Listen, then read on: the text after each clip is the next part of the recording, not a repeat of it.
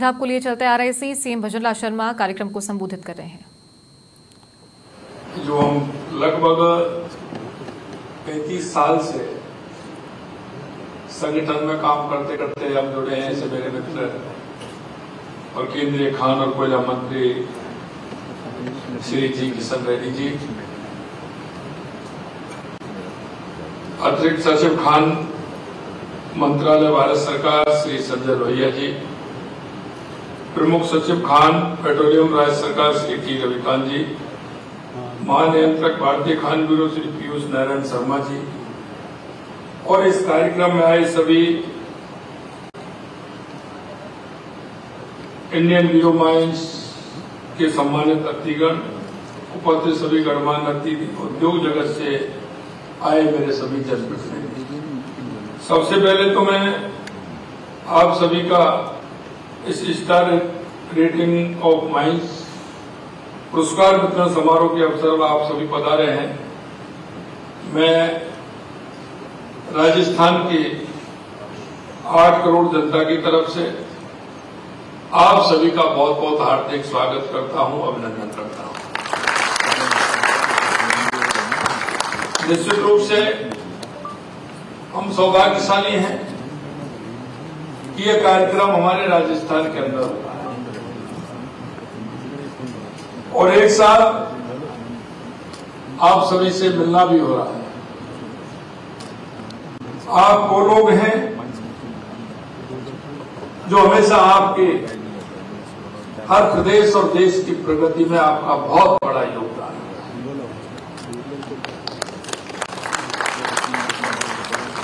मैं माननीय केंद्रीय कोयला एवं खान मंत्री भारत सरकार श्री जी किशन रेड्डी जी का राजस्थान की धरती पर विशेष स्वागत करता हूं और अभिनंदन करता हूं। ये अवसर उपलब्धियों का उत्सव होने के साथ ही अच्छा काम करने वालों को सम्मानित करने का भी है। ये खनन को न केवल आर्थिक प्रगति का आधार बनाता है, बल्कि प्रकृति, पर्यावरण और समाज के प्रति हमारी जिम्मेदारी को भी बताता है। यशस्वी हमारे देश के प्रधानमंत्री श्री नरेंद्र मोदी जी का कहना है कि आज भारत दुनिया के सामने एक उदाहरण प्रस्तुत कर रहा है। अर्थव्यवस्था, परिस्थिति की दोनों एक साथ चल सकते हैं, आगे बढ़ सकते हैं। भारत ने यह रास्ता चुना है। खान मंत्रालय भारत सरकार द्वारा शुरू की गई स्टार रेटिंग इसी भावना का विस्तार है।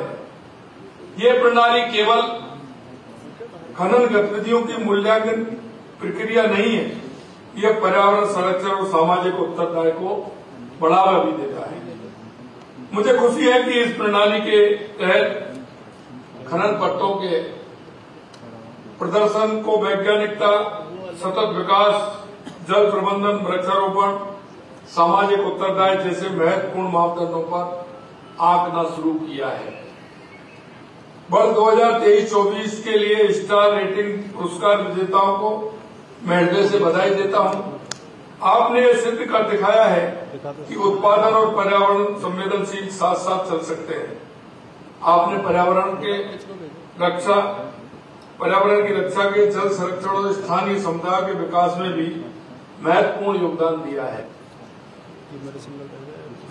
मैं अगर राजस्थान के बारे में मैं कहूं तो राजस्थान न केवल अपनी सांस्कृतिक विरासत और प्राकृतिक सौंदर्य के लिए जाना जाता है, बल्कि खनिज संपदा के क्षेत्र में देश में अग्रणी है। और ये बात मैं इसलिए कहना चाहता हूं, राजस्थान को खनिजों का संग्रहालय कहा जाता है। राज्य में लगभग 85 प्रकार के धात्विक और अधात्विक खनिज उपलब्ध हैं, जिनमें से लगभग 57 खनिजों का दोहन किया जा रहा है। हमारे राज्य में उत्पादित खनिज देश के कुल खनिज उत्पादक मूल्य का 12% हिस्सा है। खनन क्षेत्र प्रदेश की जीडीपी में भी अपनी महत्वपूर्ण भूमिका निभाता है। मुझे ये बताते हुए गर्व है कि और अनुभूति भी हो रही कि राजस्थान में खनिज ब्लॉकों की नीलामी के क्षेत्र में भी अभूतपूर्व प्रदर्शन किया है। राजस्थान प्रधान खनिज के खनन पट्टों की नीलामी में शतक लगा चुका है। इसके अलावा अप्रधान खनिज के 960 एवं क्वारी के 137 प्लॉटों का सफलतापूर्वक नीलाम की जा चुकी है। मैं बताना चाहूंगा कि संपूर्ण भारत में जहां भारत खनिज के 500 ब्लॉक ही आवंटित हुए हैं, वहीं अकेले राजस्थान ने देश के 20% से अधिक यानी 100 से अधिक ब्लॉक आवंटित करने का कीर्तिमान भी बनाया है। हमारी इस उपलब्धि के लिए भारत सरकार के खान मंत्रालय ने 20 जनवरी 2025 को कोडाग ओडिशा में आयोजित राज्य खनन मंत्रियों के तीसरे सम्मेलन में खनिज ब्लॉकों की नीलामी में अनुकरणीय प्रदर्शन के लिए राजस्थान को प्रथम पुरस्कार से सम्मानित किया है। प्रदेश में गत सरकार के समय 2023-24 में माइनिंग रॉयल्टी के रूप में राजस्व 3% बढ़ोतरी के साथ में 7,460 करोड़ रुपए रहा, जबकि हमारे प्रयासों से 2024-25 में रॉयल्टी का राजस्व 9,228 करोड़ रहा, जो गत वर्ष से 24% अधिक था और खान विभाग के इतिहास में रॉयल्टी राजस्व का एक रिकॉर्ड भी था। और मैं आपसे इसलिए कहना चाहता हूं, आप इस क्षेत्र के बहुत ही अनुभव रखने वाले हो। आप अपने क्षेत्र में एक विशेष दर्जा आपको प्राप्त है कि क्षेत्र में आपका अनुभव है, और इसीलिए मैं आप सभी से आह्वान करना चाहता हूं, और वो मैं इसलिए करना चाहता हूं कि राजस्थान वो राज्य है, क्योंकि राजस्थान जब हमने किया तो मेरे को जापान जाने का अवसर मिला था, मैं वहां गया था। तो वहां जब मैं कंपनियों से बात कर रहा था कि दिल्ली से भी नजदीक है, 100 किलोमीटर हमारा निमराना भिवाड़ी प्रारंभ होता है, और राजस्थान क्षेत्रफल की दृष्टि से भी सबसे बड़ा प्रदेश है, और इसीलिए यह मिनरल सभी रहना, आप लोहे से लेकर के सोना तक सब कुछ राजस्थान के अंदर मिलता है। आप कहीं अगर किसी मिनरल की तलाश में हो तो कहीं मत भटके, राजस्थान आइए, निश्चित रूप से कहता हूं आपको मिलेगा। तो मैं जापान जब गया तो मेरी उनसे जब बात हो रही तो उन्होंने एक ही बात कही थी, आपकी बात तो मैं नहीं कह रहा, लेकिन मैं कुछ हमारे राजस्थान के भाइयों की मैं जरूर कहूंगा। वो कहते हैं कि कैसा चल रहा है आपका माइनिंग का काम? तो कहते साहब चल रहा है साहब। लेकिन वहां जब मैं गया तो उन्होंने, जब मैंने उनसे पूछा कि आपका काम, उन्होंने कहा कि हम देश में सभी जगह काम करते हैं, लेकिन राजस्थान में हमें 4 गुनी बचत होती है, 4 गुनी बचत होती है, और हम इसी तरह से राजस्थान में काम करते हैं। और इसीलिए मैं आप सभी से कहना चाहता हूं, राजस्थान आइए, आपको सभी तरह की सुविधा भी मिलेंगी, आपको माइनिंग करने में किसी तरह की परेशानी नहीं होगी, और मैं कहना चाहता हूं कि समय की आपकी बचत होगी। ये सारे काम आपको राजस्थान में हमने 35 लाख करोड़ रुपए के हमारे राजस्थान के अंदर हुए थे। और मैं आपको इसलिए कहना चाहता हूं कि हमारे इस 6 महीने के अंदर हमने लगभग 4.25 लाख करोड़ रुपए के एमओयू को जमीन पर उतारने का काम किया है। ये राजस्थान के इतिहास में पहली बार की इतने कम समय में, और हमने कहा है कि हमारा हर दिसंबर में हम उसकी पूरी मॉनिटरिंग करेंगे, तो ये काम भी हमारा होने वाला है। इसलिए मैं आप सभी से कहना चाहता हूं कि आप आइए, राजस्थान के अंदर जो मिनरल आप खोजना चाहते हैं वो आपको यहां मिलेगा, और आकर के राजस्थान में भी इस खनन को आगे बढ़ाने का काम करेंगे। हमारी सरकार ने अवैध खनन पर भी कार्रवाई की है, और हम कह सकते हैं कि जीरो टॉलरेंस की नीति हमने अपनाई है, उसके लिए भी हम काम कर रहे हैं। हमारे विशेष अभियान भी हमने इसमें चलाए हैं। हमारी सरकार ने कई अवैध खनन के भंडारण के जो हमारे वो थे, उसके लिए भी हमने काम किया है। मैं आपसे इतना ही कहना चाहता हूं जुलाई को राष्ट्रीय स्तर पर सम्मानित किया जा रहा है। हमने हमारे जो मेजर मिनरल की तो होती थी, माइन की नहीं होती, यही है ना थी रविकांत जी, आपके यहाँ केंद्र होती है। अब की बार हमने राजस्थान में भी ये प्रारंभ किया है, उसकी भी हम रेटिंग करके और उनको भी सम्मानित करने का काम हमारी सरकार करेगी। इसलिए यहाँ का क्योंकि अच्छे काम करने के लिए सम्मान मिलना चाहिए,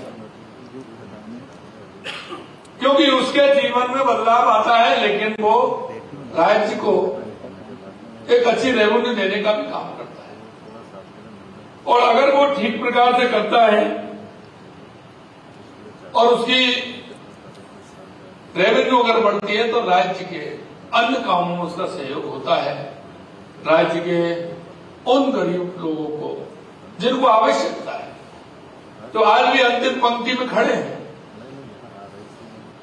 आप देख नहीं सकते कि आपके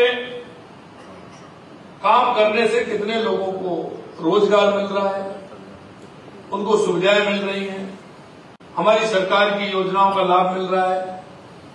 मैं मित्रों इतना ही कहना चाहता हूं कि हमारे देश के यशस्वी प्रधानमंत्री नरेंद्र मोदी जी के नेतृत्व में जो हमारा एक देश के अंदर जो गरीब कल्याण की योजना है, अंतिम पंक्ति में जो व्यक्ति खड़े हैं, अगर उनकी चिंता करने का कोई काम कर रहा है तो हमारे देश के यशस्वी प्रधानमंत्री नरेंद्र मोदी जी कर रहे हैं। और आप देख सकते हैं कि 2014 के बाद जितनी भी योजनाएं गरीब कल्याण, उन गरीब कल्याण की योजनाओं को धरातल पर उतारने का काम अगर किया है तो हमारे यशस्वी प्रधानमंत्री जी ने किया है। और ये हमारी डबल इंजन की सरकार माननीय प्रधानमंत्री जी के नेतृत्व में राजस्थान के अंदर हर क्षेत्र में काम कर रही है। और राजस्थान हमारा हर क्षेत्र में अग्रणी है, चाहे माइनिंग के क्षेत्र में देख लीजिए, पेट्रोकेमिकल का भी हमारा बहुत बड़ा काम है और हमारी रिफाइनरी भी बन रही है। अगर हम पर्यटन के क्षेत्र में देखेंगे तो राजस्थान सबसे आगे है। यही नहीं, शिक्षा हो, चिकित्सा हो, उद्योग हो, हर क्षेत्र में यहां संभावना है। आप देख रहे हैं कि हमारे पास जमीन भी है तो सूर्य भगवान की कृपा भी है। 365 दिन सूर्य भगवान की कृपा हमारे ऊपर रहती है, इसलिए सोलर में भी हमारा काम हो रहा है। और इसीलिए मैं आप सभी से कहना चाहता हूं कि जिस तरह से राजस्थान में जो संभावना है, आप आइए, निश्चित रूप से हमारी सरकार आपका पूरी तरह से सहयोग करेगी। और आप आएंगे तो एक राजस्थान देश में और हमारा जो रेवेन्यू है वो देश का रेवेन्यू भी बढ़ेगा, हमारे राज्य का रेवेन्यू भी बढ़ेगा, उसमें आपका योगदान होगा। इसमें आय भी बढ़ेगी, पैसा प्रदेश के विकास में व्यय किया जाएगा। हमने कई नवीन काम भी किए हैं, जैसे हमने बजरी के विकल्प के रूप में एमसेन के लिए नई पॉलिसी बनाई है। इस पॉलिसी के माध्यम से एमसेन यूनिट लगाने वाले उद्यमियों को प्रोत्साहन दिया जा रहा है। हमारी सरकार का ध्यान केवल ज्यादा से ज्यादा खनन का राजस्व अर्जित करने पर ही नहीं है, हमारा ये ध्येय भी है कि खनन एवं पर्यावरण के बीच संतुलन भी बना रहे। और इसीलिए आपने देखा होगा हमारे देश के यशस्वी प्रधानमंत्री नरेंद्र मोदी जी के एक पेड़ मां के नाम के आह्वान पर गत वर्ष हमने 7 करोड़ का अभियान लिया था, जिसमें हमने 7.5 करोड़ पौधे लगाने का काम किया। और हमने 5 साल में एक पेड़ मां के नाम हजारों राजस्थान के 5 साल में हमने 50 करोड़ पौधे लगाने का लक्ष्य तय किया है।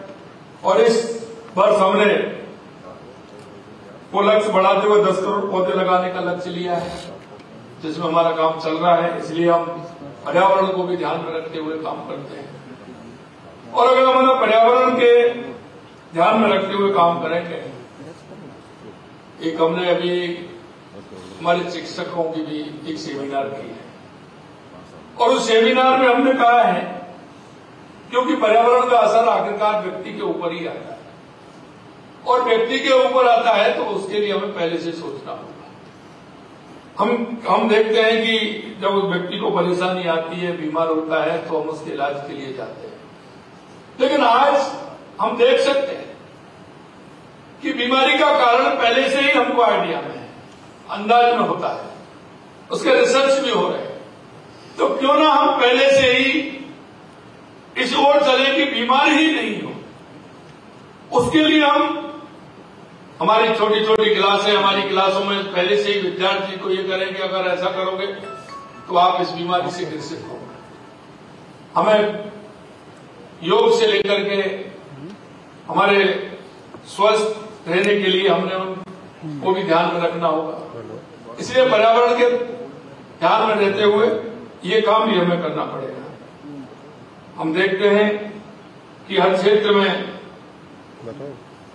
बात होती है तो पर्यावरण के अनुकूल बात होती है। हमने देखा है कि वैज्ञानिक खनन, पर्यावरण संरक्षण और सामाजिक उत्तरदायित्व को सुनिश्चित करने का प्रावधान भी किए गए, लेकिन उनकी पालना हम कितना कर रहे हैं। मैं आपसे इतना अनुरोध करना चाहता हूं कि आवश्यकता है। हमारे बुजुर्गों ने, हमारे पूर्वजों ने इस प्रकृति को सजो के रखा है।